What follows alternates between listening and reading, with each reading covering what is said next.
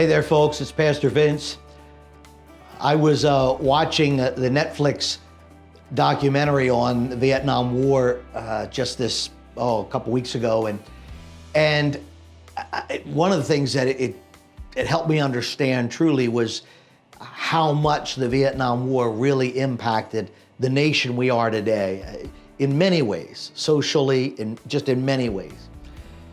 But beyond that kind of big picture, the impact that I really took away was the personal stories.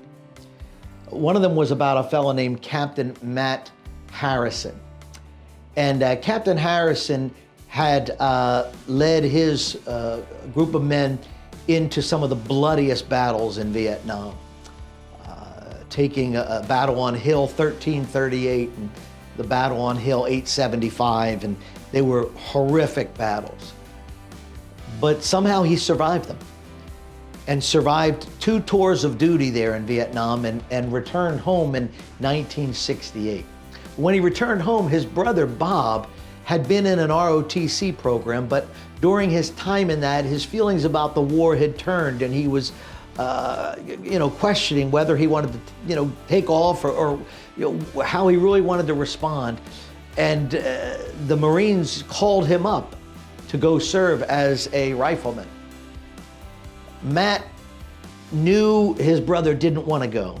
Matt knew something else. He knew the military's policy that they wouldn't put 2 brothers into the battlefront. And so Matt, on behalf of his brother, re-enlisted to go right back out there to the front in Vietnam to serve and to keep his brother out of harm's way. It's just one of those stunning American stories, acts of bravery for, a family story. But the sad part is it doesn't just end up with Matt coming home and surviving as he did. But when he got home, shortly thereafter, his brother Bob died from a drug overdose. And as I'm watching the DVD, the documentary, I'm just thinking, wow. Here's a fellow that showed such bravery to protect his brother's life, but what did he realize?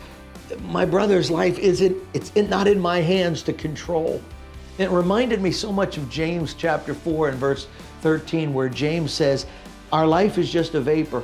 It can be here today and gone tomorrow. And he says, remember this, what we need to say is, if the Lord wills, we'll be here and we'll do this and we'll do that. There's this simplicity to daily living that understands this, Lord, I surrender it all to you.